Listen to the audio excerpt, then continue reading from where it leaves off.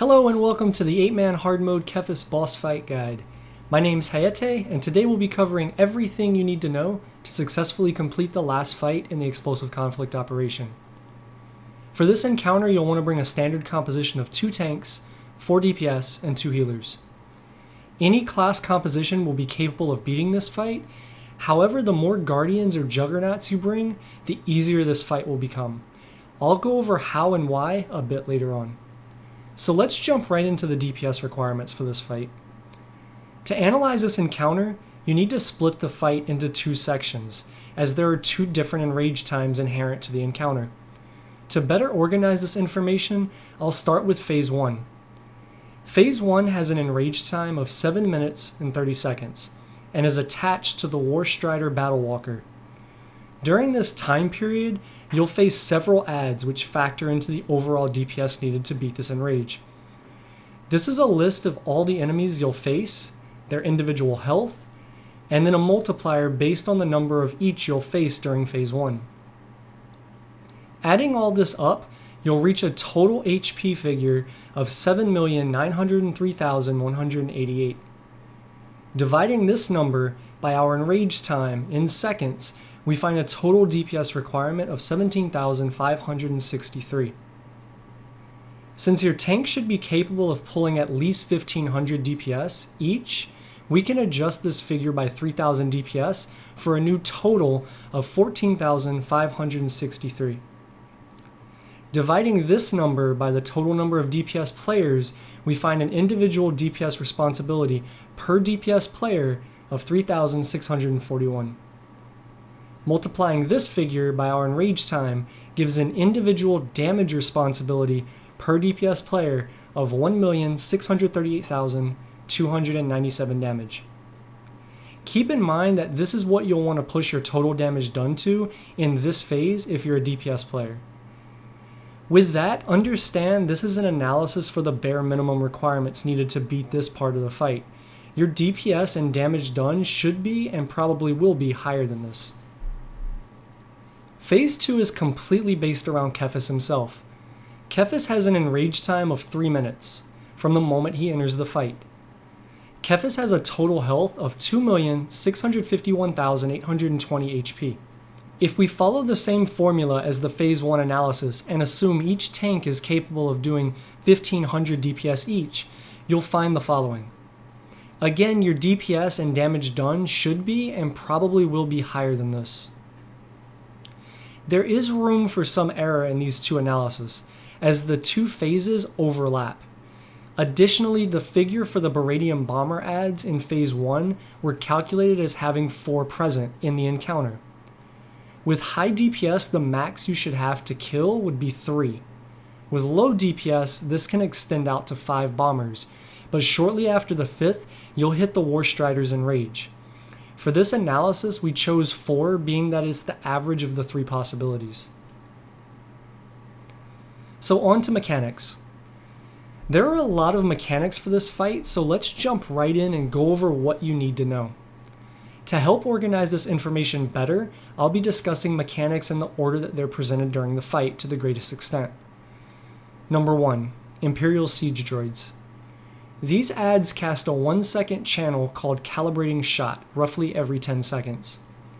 If this ability is allowed to finish, the Siege Droid will gain a buff increasing all damage dealt and accuracy by 12% per stack, and reduce damage by 6% per stack. Number 2, War Machine. War Machine is a simple mechanic. Any player under the Battle Walker receives damage.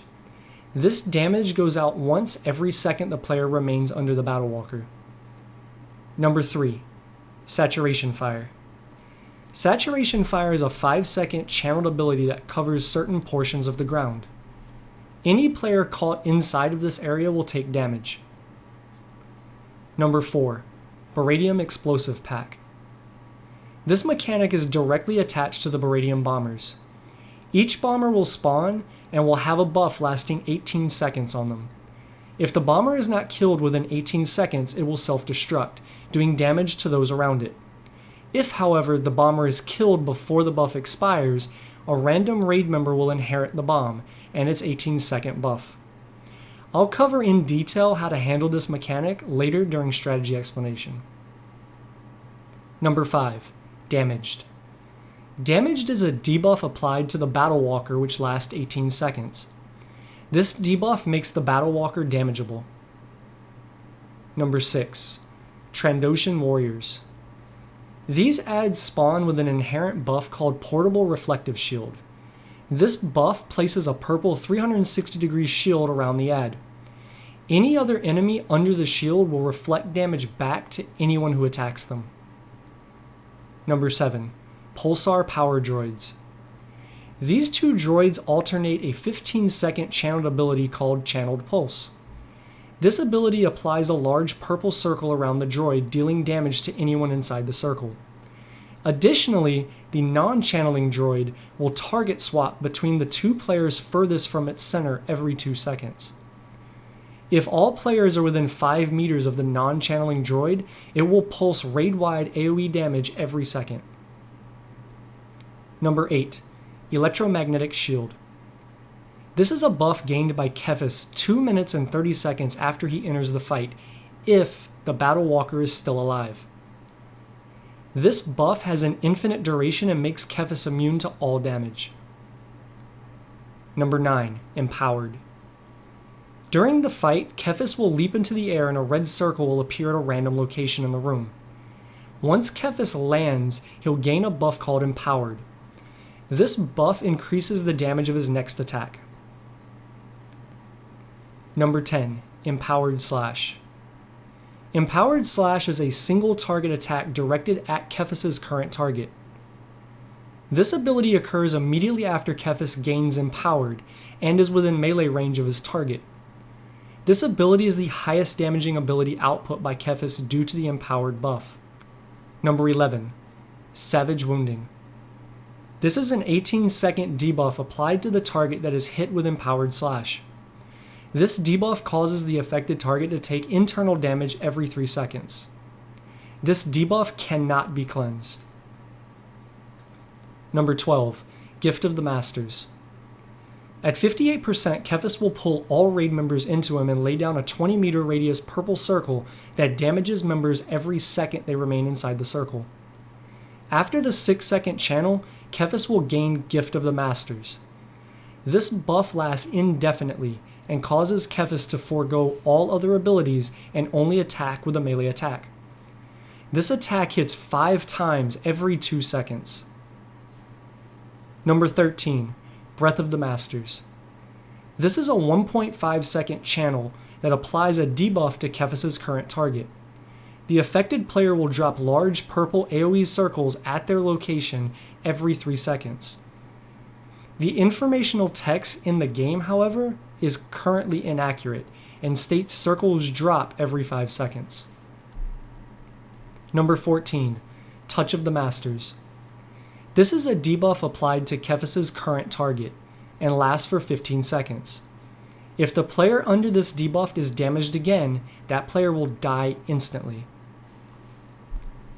So now that you understand all of the mechanics for this fight, let's discuss how to put all of it into a working strategy. To start off, you'll need to split your raid team into 3 groups, and assign 1 group to each siege droid.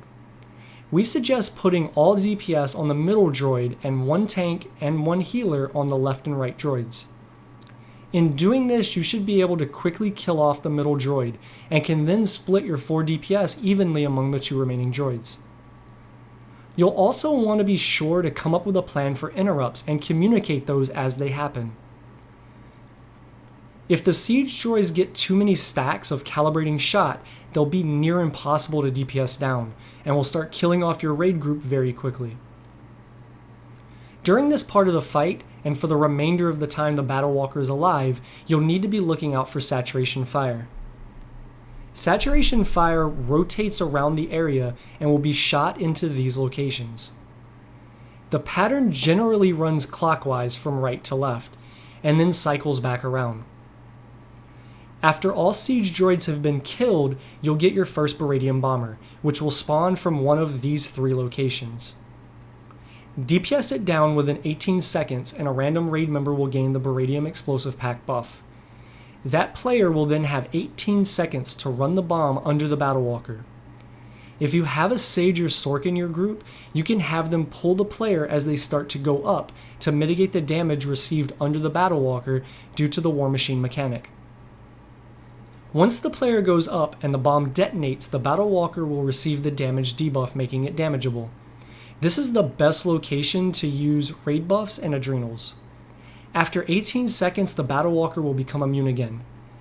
A cool trick here if you have Guardians or Juggernauts in your group is to rotate them in and out underneath the Battle Walker when it's immune and use Saber Reflect. This does a huge amount of damage to the Battle Walker and allows your group to get ahead of the enrage time and is a great way to make up for low DPS. Immediately after, you'll get 1 Trandoshan Warrior and 5 Trench Cutters that will spawn at the following locations in this number order. You'll want to have 1 tank and 1 DPS in position at these locations as they spawn to deal with the warrior and the portable reflective shield buff. A really cool trick we like to use here is while you're attacking the Battle Walker and before the ads spawn, have 1 tank guard the other tank. You'll send all raid members to this location here and send the guarded tank and 1 DPS here to intercept the warrior. What this trick does is allows your tank to pick up the warrior without gaining aggro on the trench cutters. By default, all of the trench cutters will then run to your other tank and will be nice and stacked for AoE damage. You'll rinse and repeat this process at all 3 locations. After this phase, you'll again grab up the bomber and run the bomb up on the Battle Walker. After the 18-second damage phase, the Pulsar droids will spawn in these 2 locations. You'll want to stack all raid members directly on this power droid and have one of your tanks stand beyond 5 meters. We suggest having this tank stand on either leg of the Battle Walker depending on which power droid is active. You'll go back and forth damaging the power droid that is not channeling until they're both dead. At this point, Kephess will enter the fight and his 3-minute enrage time will start. Have one of your tanks pick him up and position themselves nearby the rest of the group. Your last bomber will spawn, and with that bomb you should be able to kill the Battle Walker. If not, you'll have 2 more opportunities before the Battle Walker enrages. After the Battle Walker is dead, position Kephess anywhere along here. This will help mitigate his knockback and leap attack. For the red circle, make sure your tank is the closest person to the red circle as Kephess lands, and make sure no one is ever standing inside of it. Be sure to have heals on the tank as Kephess will immediately follow up with Empowered Slash and Savage Wounding, which means you'll need to tank swap. You'll DPS him down to 58%, at which point he'll cast Gift of the Masters. All other abilities by Kephess will cease, and you'll need to be looking out for Breath of the Masters and Touch of the Masters. Each of these mechanics will force a tank swap. You'll need to be very quick on Touch of the Masters since it has no channel and the animation for it can be very hard to see at times. So from there, you'll run those mechanics until he's defeated. So that's the fight, guys. Understanding the mechanics and sticking to proper execution of those mechanics will get you through this fight with no problem. It is a pretty long fight at around 9 minutes and does have a lot of moving parts, but hopefully this video guide has been enough to get you through this fight. So if this video helped you, feel free to pay it forward and help us by dropping us a like and subscribing. If you have any questions, suggestions, or think of something I may have missed, please feel free to leave them in the comment section below. So until next time, take care and enjoy the fight.